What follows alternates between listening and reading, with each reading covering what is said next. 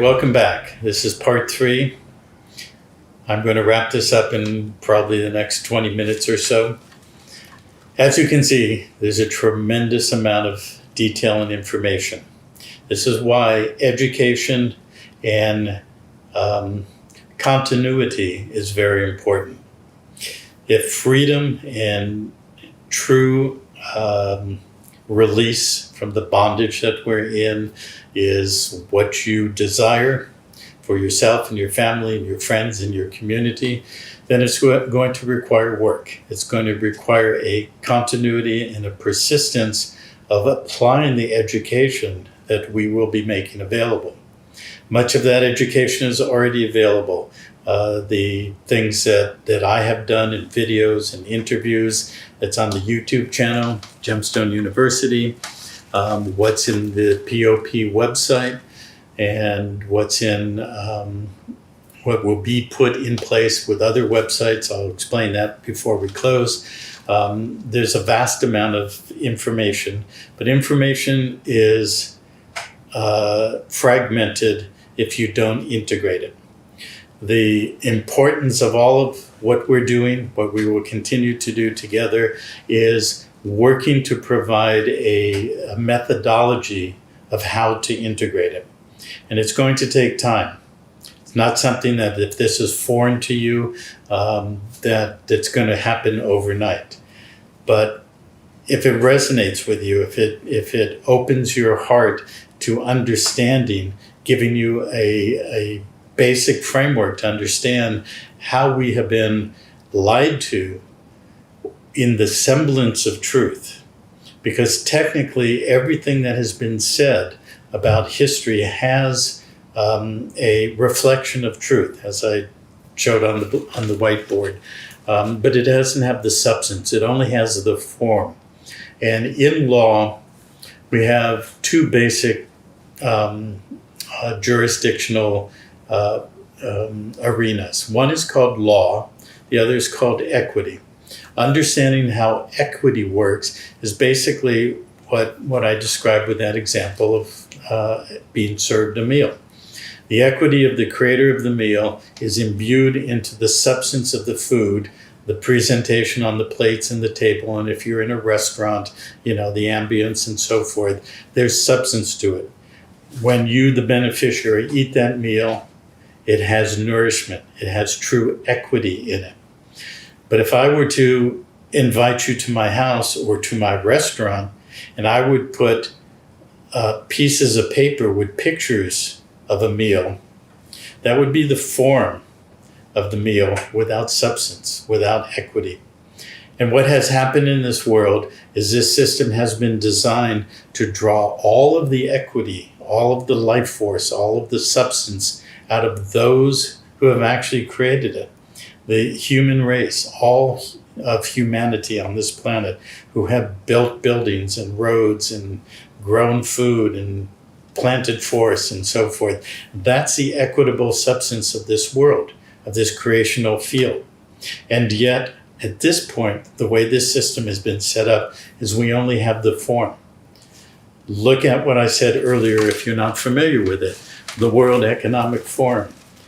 This man called Klaus Schwab. And what they're saying they are doing. They're calling it a Great Reset. And the Great Reset, from their point of view, is summed up in the phrase, you will own nothing and you will be happy. But it will be an artificial happiness if it's really true. And I'd say most people would not be happy because they know that they don't have any free will left. They don't have any directive control over their lives. And basically their lives are being drained by that kind of system. That's putting a form in place where they have all the equity and we have no substance.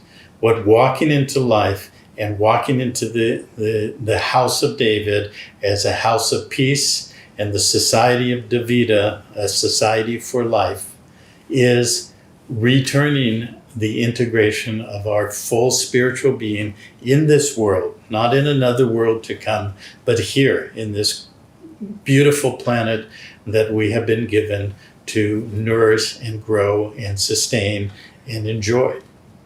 So that's what, for me, walking into life really means. So we all have a deep level of equity in this world. What's happening right now, and will be self-evident in the days and weeks to come, is that there are things in place that are basically going to liquidate and close this false reality and open up the ability for us to build a new world system based on peace and unity, unifying those two pillars of the king and priest, or more properly said, law and the land.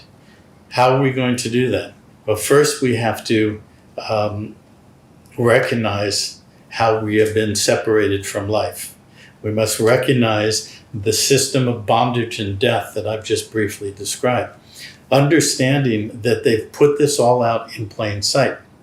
Remember, I said in a proper and lawful contract, there must be proper consideration, balance or mutual benefit, mutual consideration, but there also must be full disclosure. There must be a meeting of the minds. And many who have studied the world system would say, well, that's never happened, but it has. In their technical derivative of what they consider full disclosure, it's based on an esoteric principle. That esoteric principle is called hidden in plain sight. Hidden in plain sight means that if it's in the public record, it's disclosed. And they use the phrase, ignorance of the law is no excuse. Okay? But of course, they've created the law to be so complex, so convoluted, that most people are dazed and confused. What we're doing here in Davida society, of and for the people and the land, is making it understandable. Removing the obfuscation of the confusion and the complexity, because law is actually very simple. Equity is very simple. You will learn that if you choose to continue to educate yourself and come into that understanding and come into that integration. What they have done, they meaning the cult of death, is they've fragmented everything, and they've also fragmented our minds, our ability to integrate. Remember that those 10 layers of the puzzles? That's the work that we're doing, to integrate our being into a whole living system with full integrity, sovereign integrity, biological integrity, consciousness integrity, and all the rest of that. One aspect of that is to start to see what these different layers and these different pictures are. And as I described, throwing up all these pieces from these 10 complex puzzles into the air. Believe it or not, every being on this planet, every human being, living being, has the full capacity to integrate the understanding of how all the pieces work, how they fit together. And if you choose to take the path of education and integration, I will declare that it will become more and more understandable, more simpler, and more integrated over time. And as we do that, we are going to be directing our consciousness and that awareness into building a new system. We have that ability to do that. We have the resources, we have the knowledge, we have the key components, which is jurisdiction, which is paramount, a law form based on life principles, not on death, and a body politic that has come together as the living body, or the ecclesia, within the system and structure that I've described, and that's described on the POP website. And we fully have that power and that authority. To bring that power and authority back into ourselves is first to recognize how we project it out of ourselves. When I say it's hidden in plain sight, many of you don't understand that one of the most galvanizing symbol and event in all of our living history, meaning for all of us who are alive today, there's one singular event that our whole world system of the last 20 years has been built around. Tomorrow's the 20th anniversary of that event. It's called 9/11, 9/11. Probably most of you watching this know that the story is a complete lie, another lie that they've completely denied and projected outside of themselves. There were many reasons why they wanted to do that they needed to do that. One, they wanted to keep us in perpetual war. Remember the concepts, for those of you who were alive 20 years ago, of we have to have a war on terror? And they made these enemies called terrorists who did not cause the 9/11 events to happen. That's a lie.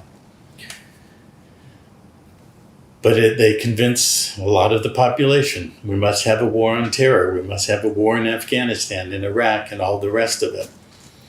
But in language, there's something called phonetic correspondence, something that sounds like something else. So when they say a war on terror, Terror, they were actually saying a war on terra, Tara, or Terra, a war on the land, a war on the earth, a war on life, basically. And they wanted it to be perpetual, because if we were in a perpetual state of war, they would always control us. That's why I say you must go to peace and remove yourself from the field of battle. Because for as long as you're in war, in battle with them, they have the superior position. When we go to peace and we stand in peace and sovereign integrity and recognize and mutually cognize each other's sovereign integrity, then we have the power and authority projected outside of ourselves. Now, what symbol did they put up and build in the Empire State? New York City. Twin towers, 2 pillars. What did they do? They collapsed it, and then they rebuilt it into a singular tower that they call, what do they call it? One World Tower or something like that. But look at this picture. Does it look familiar? Do you see what's side by side with their new singular tower, their one world system of bondage and debt and death and control?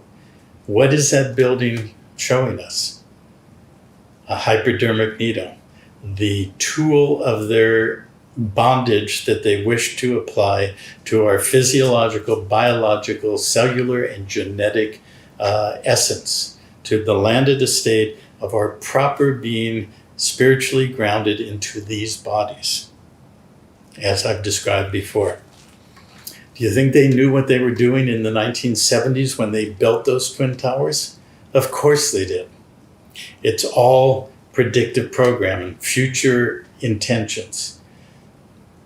It's always been there, okay? They knew exactly what they were doing. These injections and these so-called vaccines have been being done or perfected for well over 100 years. The so-called Spanish flu was a lie. The majority of the people who died were the ones who got the injections. The ones who are dying today, their so-called Delta variants and all the rest of that, are the ones who got the injections. The ones who survived the injections are the ones that they then intend to bond the flesh and control and fuse into an artificial system called transhumanism that erases all boundaries of a true and proper living template of a man or a woman in this world. Okay? So that's just one example of thousands and thousands in all the systems, the legal systems, the monetary systems, the political systems. It's all hidden in plain sight. If you want to see it, you must persist and educate yourself to integrate it. But please understand, many of you who have studied a lot of this, there are deeper and deeper and deeper levels of entrainment and bondage and misdirection and lies that you have still not seen. And we will be bringing those forth in the days and weeks and months to come. And the only thing I ask is you maintain an open mind and a willingness to expand your awareness. Because in order for us to take back the power and authority, we must come into a unified field. Everything that the Machiavellian princes, which is written as a phrase that's in the Proclamation of Peace, everything they've done, those so-called princes, those false princes who have applied Machiavellian principles, they've used everything that we hold as cherished in our lives, our beliefs, our religions, our food, our social structures, everything. They've used every single thing that's in all of those systems to divide and conquer us. So I ask for the willingness to open your minds and open your hearts so that we can erase and dissolve those things that have actually been done to artificially separate us from being a whole living world together. So this then leads to the law of the priest and the land of the king. I explained to you how David has the capacity to claim the land that's inherently that which has accrued to the house of David over 3,000 years. He has no interest to build a artificial system of massive wealth. What he is here to do, and he and I working together, and now many members of the Davida Society working together, we're here to dissolve those things that have bound us and dissolve the things that have separated us. So as I said earlier, and I won't go into the detail because we've gone long enough in this video, suffice it to say that the position of the king is now being utilized to be a doorway through which we, the people, walk through and reclaim our standing on the land. And that gives us standing in law. And in standing in law, we then have the ability to use the ecclesiastical court for the kingdom of David, for the people and the land, to reclaim the land and the wealth of this world and to institute that wealth to all things that enhance and support life for all beings on the planet. Now, what about the law of the priest? First of all, the court that has emerged from the decree of David as the crown sovereign is called the ecclesiastical court. That word ecclesiastical is based on the original root word ecclesia. Most people will take that word ecclesiastical and immediately think it's a religious connotation. Well, that means a church or a doctrine or so forth. That's only what has been overlaid on the original intent of the actual meaning of the word. It means of the ecclesia. And as I described earlier, the word ecclesia means the body of the congregation, not meaning a religious congregation, but a body politic that comes together that has set itself apart. Everything I've described in this video and shown you on the whiteboard is how we have the capacity to set ourselves apart and remove ourselves from the bondage of the death system and the cult of death and the matrix and the monetary bondage and all the rest of it. That's what sets us apart. What makes us all equal in sovereign integrity is the words and the detail of what's in the proclamation. Read it and understand it from this perspective, not as something coming from some king high above, but one who has the capacity and the authority to be a king over the nation states, but to stand as an equal in sovereign integrity with the living body, the ecclesia. So that's why it's called an ecclesiastical court. And it says, for the kingdom of David. The kingdom of David is a government out of which has emerged a court system and the society called Davida. So it is essentially for those three things. The government, which will be very limited in scope and application, not the kind of governments you see out there today. Secondly, a court that's based on law and equity and sovereign capacity within the way it's constructed for then the people and the land. So this is all for the people and the land of the earth and the land of lawful standing. In the court of the ecclesia, and this document is in the Proclamation of Peace website. There's about 6 or 7 documents that are very important to read and to begin to understand.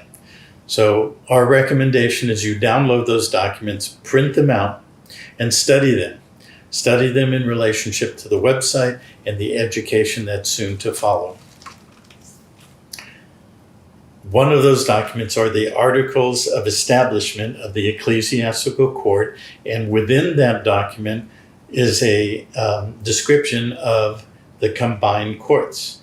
Those courts have different functions. I'm not going to go into it today, but we will explain that as time goes on. But the first of the combined courts is the court of the ecclesia.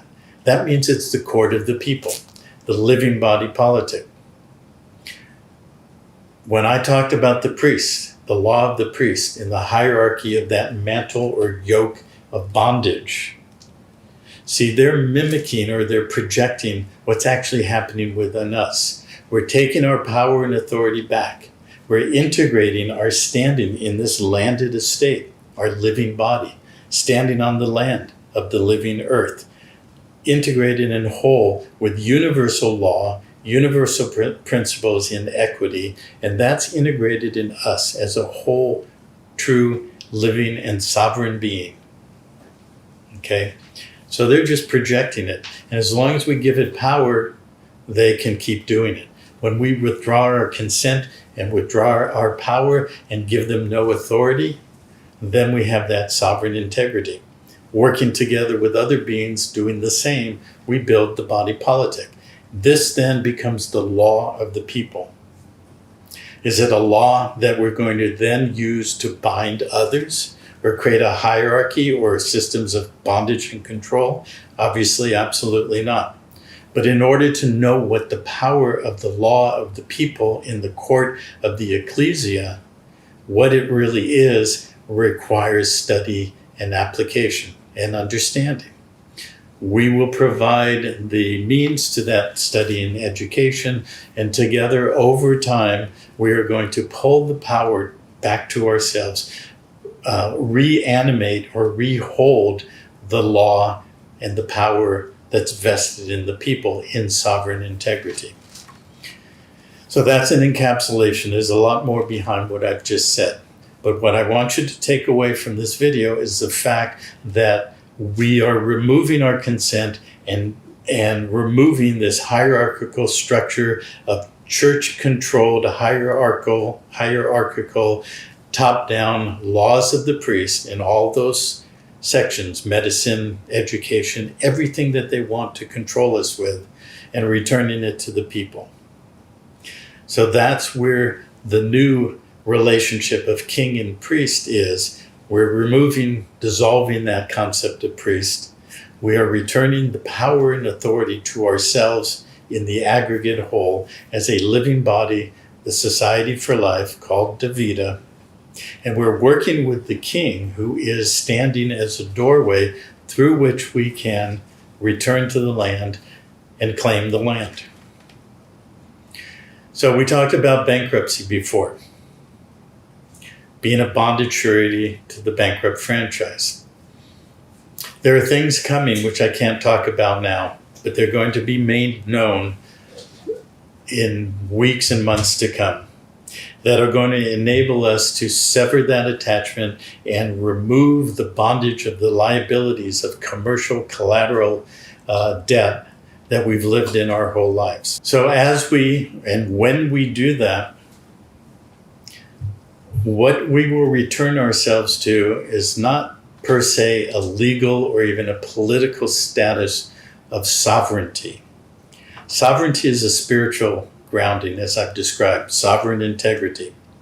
What we will be doing when we sever the attachment to the bondage and the debt is we will return ourselves to solvency. When you are solvent without debt, and that's what the word means. To be solvent means without debt. When you have no debt that bonds you or binds you to that system, then you have standing. You have standing in law. You have a claim to your actual living estate and the equity that's in that estate. This is where we're going with all of this. The ability for all the people to claim their bodies, claim their living estates, be the living beneficiary, and to have that standing and solvency in life and on the land. This will dissolve everything that I briefly showed you on the whiteboard, and everything that's in some of the videos that I've done, and other people have been teaching people through videos and online things. But they don't, then most, perhaps almost all of them, knew what the problem was, but they didn't know where the solution was. This is where we have the solution. I'm inviting you to join us, but it's your choice. It's your sovereign free will choice. The purpose of this video has been to give you an understanding of what's on the POP website. Because already we've gotten feedback. A lot of people think, well, this is just binding me to another king, or where's the hook, or where's the hidden attachment, or whatever. Well, it's up to each one of you to take the time to understand what I've said in this video and to undertake the education. So this is the key thing: solvency versus bankruptcy, standing versus bankrupt, lack of standing, lack of capacity to state a claim. When we have standing to state a claim, the first thing we claim is our body and our genetics, our DNA. We claim our living estate. We claim the hidden equity that we've built up our whole life, that in their system of being lost at sea and under the water of debt and everything, they consider that we've abandoned all of that.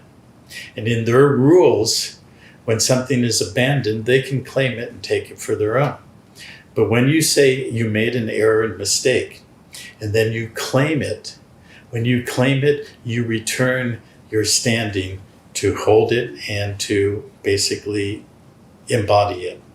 I won't use the word own it, because we don't own it, anything really.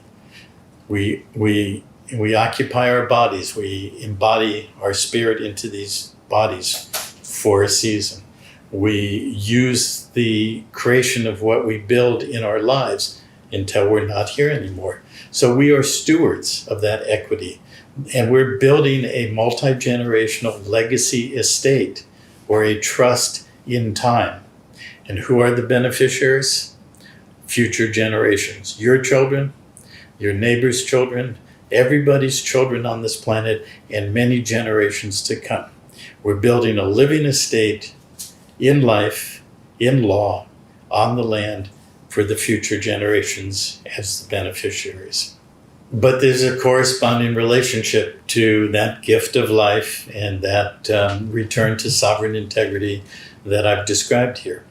So as I showed you on the whiteboard, in that system of separation, where we're lifted off the land and we're bound into bondage by the law of the priests, that we have the mantle that links them at the top, but unseen by us, that it looks like separation of church and state, but it's really held together at the top by that yoke of bondage. But when we flip that over, remember, that's a mirroring, or that's a mimicking of our true template. The true template of standing, as I've described, is that we take upon ourselves a mantle. That mantle is a mantle of responsibility. It's like a living shawl. It's not a yoke. It's not a burden of stone. But it is a living responsibility. It's the mantle of responsibility that we, through our sovereign free will, take upon ourselves. Because you can look at the condition of this world, and it is truly messed up. It's going to take us many, many decades, perhaps 2 or 3 centuries, to return it to its original pristine state. And so as we walk into freedom, as we walk into life, we really are required to take the responsibility for this world. If we do everything that I've described and just go hide in the woods and say that we're free, then we're really shirking our responsibility to life itself. We have come onto this planet to do the work of transforming it back into a living, pristine, creational field. It requires a concurrent relationship between freedom and responsibility. That's a responsibility those of us who are building this have taken on to ourselves as an absolute. It's the mantle of responsibility that David Joel, as the crown sovereign in everything I've described, has taken upon himself and actually committed his lineal descent from himself to his son to future generations until kingship is dissolved, until we've all walked through that doorway and there's no longer a requirement for kingship or a kingdom or what have you. But until that happens, that's the mantle of responsibility that he has taken. It's the same one that I've taken, in that with my life partner and co-founder of another society called Pantera de Oro, which you'll hear about or you'll find in the materials. That's what she and I have taken on ourselves since we met almost 30 years ago. It's what many members who have come into the Pantera de Oro Society, as well as into the Davida Society now, we have volunteered to take on that mantle of responsibility. We have that responsibility to life and to this world and to all the people and all the living systems in this world. We have a lot of work to do, but I absolutely will commit to you, we have the resources and the capacity to do that. Now we have the jurisdiction and the law form to transmute and dissolve that which bound us back into a living system. So consider that carefully as you take the steps to come into our society and to begin your journey. Now, when we speak about a society, and we speak about it as a living body politic, as an ecclesia, the way the old system worked is they created something called an office. That office is referred to as a corporation sole, spelled S-O-L-E. What that means is it's got corporate form, but it's not the typical corporation that most would consider when they hear that word. That would be called a corporation aggregate, or an aggregate corporation. It's made of component parts. It's made of directors who constitute a board of directors. It's made of officers. It's made of managers and employees. And it's made of shareholders who hold equity and other investors who may hold debt. That's the aggregate whole that creates a corporation. But as I said, it's a dead body. It's a fiction in legal terms. In the living system, in the kingdom, and in the Davida Society, we are creating living systems, living bodies. So our private societies are living. They're not bound to corporations. They are not corporate structures. But within each society is an office. And that office holds the equity, the equitable interests, the beneficial rights, and the assets that belong to the society. And when it's described or entitled a corporation sole, it means it doesn't have all the aggregate components. It doesn't have directors or shareholders or officers or employees and all the rest of it. It has a lawful holding position to hold the resources, assets, and interests that belong to the society. And it has a being who holds the office. So he or she is called an office holder. That office, generally speaking, is called an office of an overseer. He or she oversees and directs the assets, the resources, and the interests solely and exclusively for the benefit and the engagement of the purpose or the mission of that society. So it's a co-relationship by contractual agreement between the society, which is made up of the living body, the ecclesia, the office holder, and the mission and the purpose of the society. So some people have said to me in the past, well, you control everything, so you're the overseer and it all belongs to you. But it doesn't. It's actually a fiduciary position in trust in a co-relationship with the body politic for the stated purposes of the society. So in order to understand that, for Davida, read the document that's in the POP site that's called the Articles of Creation of the Davida Society.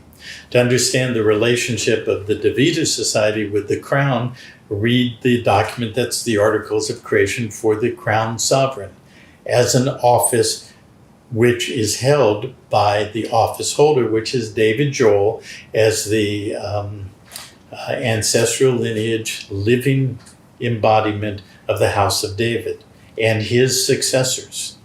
So that's a key thing, that it creates a line of succession that will always be bound by the mission and the purpose and the records and the actual creation that ensues or emerges from the society. So it still has a balanced relationship and still provides the power and authority to the living body, not to a hierarchical control from the top. Really, the office holder is the true servant to the people, which is how real kingship was designed and supposed to be. It's how true office holding for the Davida Society is intended, designed, and embodied in that document. So from the decree of David Joel as the Crown Sovereign to create the Davida Society that created that office and appointed me to be in that office is the office of the protector and the advocate for the ecclesia. When something says for something, it means for. It doesn't mean of, as if it's owned or controlled by that which it's for, but it is completely designed for what it states. That's why the ecclesiastical court is for the kingdom of David, for the people in the land. That's why the Davida Society and the Office of Protector and Advocate is for the ecclesia. So we are going to build that office. We're going to build it in every land on this planet. It's going to be a corollary or a complement to the court of the ecclesia, because it is designed to be a office and an administrative body to protect the land, the law, and the rights and the estates of the ecclesia, of the people. And those four things give you absolute standing in law, on the land, in sovereign integrity, because when you have the land, and you have the law, and you have your rights, and you have the estate that I've described, that is your grounding in this world, in a living system, in the body politic known as the body of the ecclesia, the Davida Society. So the office is there to protect your land, law, rights, and estate. Almost all of you don't understand what that means. You've been programmed to believe certain things are law, and they're not. They're the binding things that I've described here. You will learn what true land is, what true law, the rights that are standing on the land, and what your true inheritance as your estate really is. So that's what the office is for, to protect it. Secondly, to be an advocate for it, because without the knowledge and the understanding of all of that, you don't know how to enforce it or to establish that in what we're about to do. So you must have an advocate, one who, or a whole body in the administrative office, who is there to both protect those four things and to advocate for your equitable interests and your beneficial rights, to see that the letter of the law is followed, to protect you and to transition your estate, your standing, your rights, and so forth into your singular whole being that I am very confident many of you and many of us will achieve in this lifetime as we do the work that's laid out before us. So that's enough for this video. I suggest that you watch it numerous times and you take a lot of notes. You print the documents that are on the website. The four primary ones are the Articles of the Court, the two establishments of the Office of the Crown Sovereign and the Office of Protector and Advocate, and the Articles of Association, which is a contract association of the people, of the ecclesia. Then there are 3 more documents, the ones you create for yourself: the mandate of non-consent and the 2 writs that are there to protect you. Now, I will do another video soon to describe exactly what that mandate and those 2 writs are. And then progressively, we will do more videos and more tabletop discussions to go into those 4 documents. But for now, print all of those out, put them in a binder, start studying them. Read them in conjunction with the website, watch my videos on Gemstone University in YouTube, and wait for more of the educational materials that will come out. You've got a lot of homework to do. We've got a lot of work to do together, but this is how we reclaim our world, and we take it back from the parasites and this false reality that we've lived in for all of our lives. So thank you very much. I appreciate your watching. We'll see you soon.